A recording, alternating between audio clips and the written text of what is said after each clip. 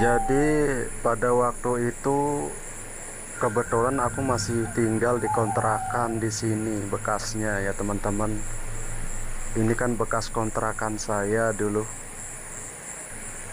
Dan aku punya teman yang namanya Yusuf dulu. Yusuf ini sempat tinggal di kontrakan aku selama 1 minggu ya teman-teman. Nah, disitulah kejadiannya. Pada pagi hari, aku mau berangkat bekerja.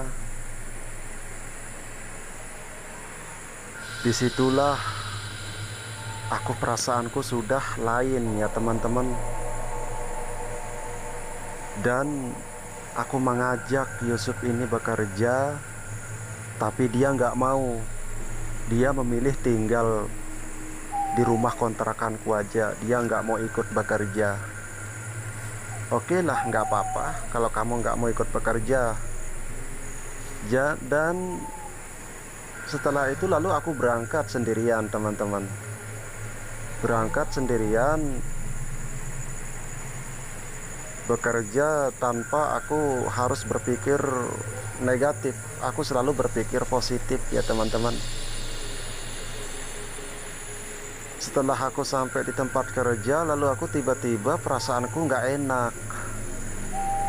Perasaanku agak kurang nyaman ya. Jadi setelah itu aku berpikir ada apa.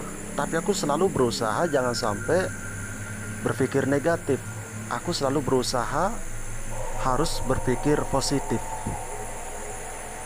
Dari pagi sampai siang dan dari siang sampai sore. Setelah pukul jam 6.30 waktu Indonesia Barat, lalu aku pulang teman-teman. Aku pulang. Lalu setelah aku nyampe rumah di tempat kontrakan milik orang tuaku, disitulah aku mengetuk-ngetuk pintu. Tok tok tok, Yusuf. Tidak ada jawaban teman-teman. Assalamualaikum Yusuf. Tidak ada jawaban temanku. Jadi karena jawaban tidak ada, berkali-kali aku mengetuk pintu. Lalu aku mencari jalan lain. Dan aku mengintipnya melalui jendela.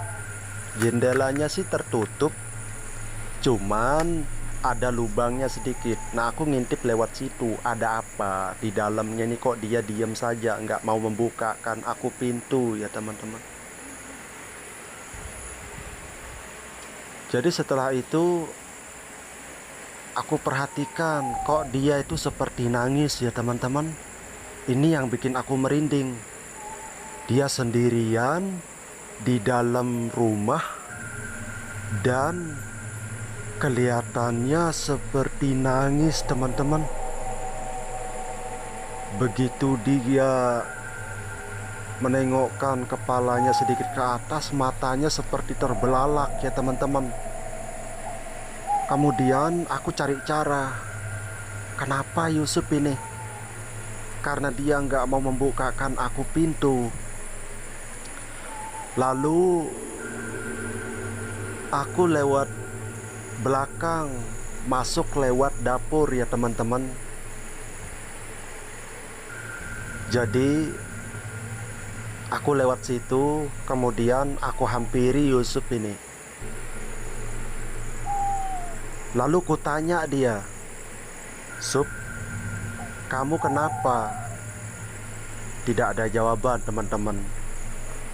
Dia tetap terdiam dan sambil menangis. "Kamu kenapa, Sup?" Tetap tidak ada jawaban teman-teman. "Yusuf." Aku panggil Yusuf berkali-kali, tetap tidak ada jawaban teman-teman. Lalu aku goyangkan badannya. "Kamu kenapa?" Begitu dia menengok menghadap aku, mengangkat wajahnya menghadap aku, ternyata matanya merah, teman-teman. Matanya mau keluar, terbelalak matanya. Di situ aku agak sedikit grogi dan cukup sangat mengerikan, teman-teman. Ternyata dia ini kesurupan, teman-teman. Begitu aku tanya ke dia, "Kamu kenapa?" Sambil aku goyang-goyangkan bahunya, dia menunjuk ke arah sudut tembok yang ada pohon jambu yang berdekatan dengan pohon beringin, teman-teman. Dia selalu menunjuk ke arah sana. "Ada apa di sana?" Aku tanya begitu sama dia. Dia selalu menunjuk ke arah sana. Tidak ada jawaban. Dia nggak mau ngomong, teman-teman. Jadi habis itu aku kebingungan waktu itu. Jadi aku berusaha segala macam cara untuk menyadarkan dia ini. Dan aku bacakan ayat suci Al-Quran. Lalu aku minumkan air, teman-teman. Di situ dia agak sedikit kelihatan sadar. Lalu aku tanya, "Kamu kenapa?" "Aku tahu sebenarnya kamu itu lagi kenapa? Lagi banyak pikiran atau gimana?" Dia jawab, "Aku juga nggak tahu," katanya. Tiba-tiba dia ngomong, "Aku ini ada di mana?"